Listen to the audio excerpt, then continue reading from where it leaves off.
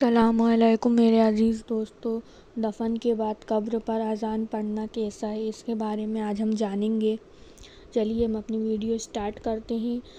امام احمد، امام طبرانی اور امام بہقی رحمۃ اللہ نے جب حضرت جابر بن عبداللہ سے روایت بیان کی کہ جب حضرت سعد بن معاذ رضی اللہ تعالیٰ عنہ قبر میں اتار دیے گئے اور قبر درست کر دی گئی تو اللہ کے رسول صلی اللہ علیہ وسلم کافی دیر تک سبحان اللہ پڑھتے رہے، جسے سن کر وہاں موجود صحابہ بھی پڑھتے رہے۔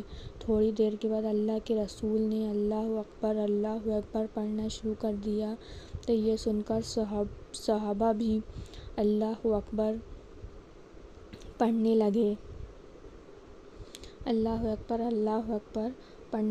پھر آپ صلی اللہ علیہ وسلم تسبیح سبحان اللہ اور تکبیر اللہ اکبر پڑھ کر خاموش ہوئے۔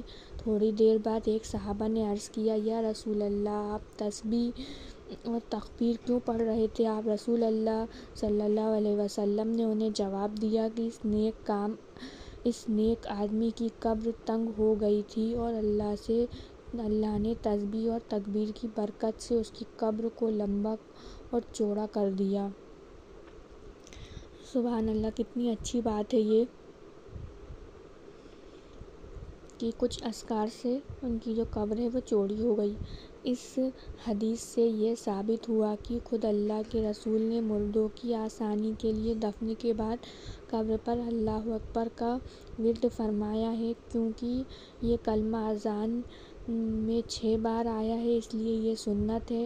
یہ نہیں بلکہ اذان میں تو اس کے علاوہ کچھ اور بھی ایسے کلمے ہیں جو مردوں کو منکرین اور نکیر نام کے 2 فرشتے جو قبر میں مردوں سے سوال جواب کرتے ہیں، ان دونوں فرشتوں کا جواب دینے میں آسانی پیدا کرتے ہیں، اس لیے قبر پر اذان پڑھنا مستحب ہے کہ جب بھی ہم کسی کا انتقال ہو جائے ان کی قبر لے کے جائیں تو اذان پڑھیں۔ جب بندہ قبر میں رکھا جاتا ہے اور دفن ہونے کے بعد لوگ قبرستان سے نکل جاتے ہیں، تب منکر اور نکیر مردوں سے سوال کرنے یہاں پہنچتے ہیں۔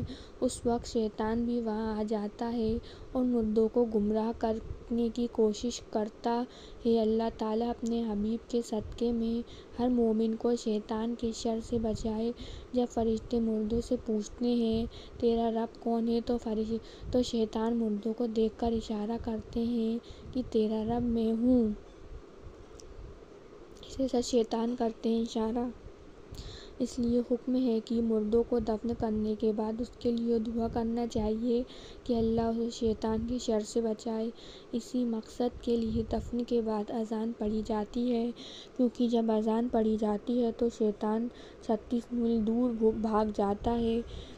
ابو داؤد شریف کی حدیث ہے، اپنے مرنے والے دینی بھائی کے لیے کلموں کی تلاوت کریں، کیونکہ ختم بالخیر اسی وقت ہوگا جب مومن کلمہ پڑھتا ہوا دنیا سے جائے گا۔ اس وقت بھی شیطان موجود ہوتے ہیں، مرنے کے وقت بھی شیطان موجود ہوتے ہیں۔ جب انسان کو قبر میں ڈالا جاتا ہے تب بھی شیطان موجود ہوتے ہیں اور مرنے والوں کو بہکاتے ہیں۔ مرنے کے بعد مردوں کے لیے قرآن کلمے کی تلاوت کی اور سخت ضرورت ہوتی ہے تاکہ روح شیطانی سائے سے بچ جائے اور قبر کے عذاب سے بچ جائے۔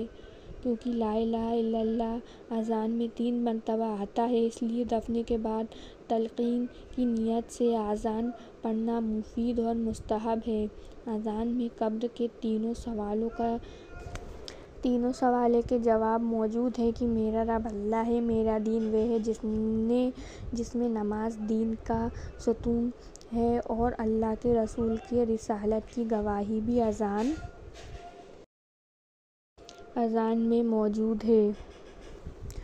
حضرت سعید بن مسیب فرماتے ہیں کہ میں ایک مرتبہ حضرت عبداللہ بن عمر رضی اللہ تعالیٰ عنہ کے ساتھ ایک جنازے میں شریک ہوا۔ جب مردے قبر میں رکھے گئے تو آپ نے فرمایا، بسم اللہ وفی سبیل اللہ۔ جب قبر کی مٹی برابر کی جانے لگی تو آپ نے فرمایا، الہی اس شیطان سے بچا اور قبر کے عذاب سے محفوظ رکھ۔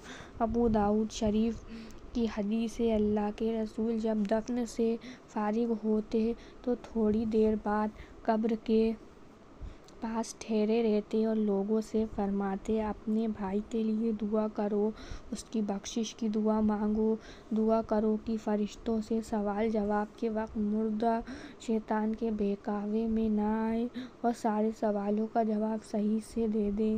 قبر پر اذان دینے سے مردوں کو 5 فائدے نصیب ہوتے ہیں۔ پہلا فائدہ، شیطان کے شر سے حفاظت ملتی ہے۔ دوسرا، تکبیر کی برکت سے آگ کے عذاب سے نجات ملتی ہے۔ تیسرا، سوالوں کے جواب دینے میں آسانی ہوتی ہے، اس لیے ہمیں تکبیر کرتے رہنا چاہیے۔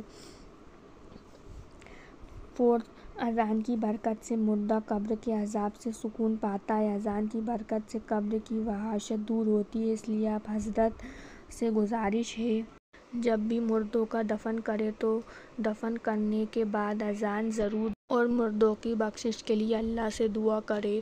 آپ کو میری ویڈیو کیسی لگی پلیز مجھے کمنٹ سیکشن میں ضرور بتائیے۔ میرے چینل کو ضرور سبسکرائب کریے، بیل آئیکن کا بٹن دبانا مت بھولیے۔ میرے ویڈیو کو لائک کریے، شیئر کریے، زیادہ سے زیادہ دوسرے لوگوں تک پہنچائیے۔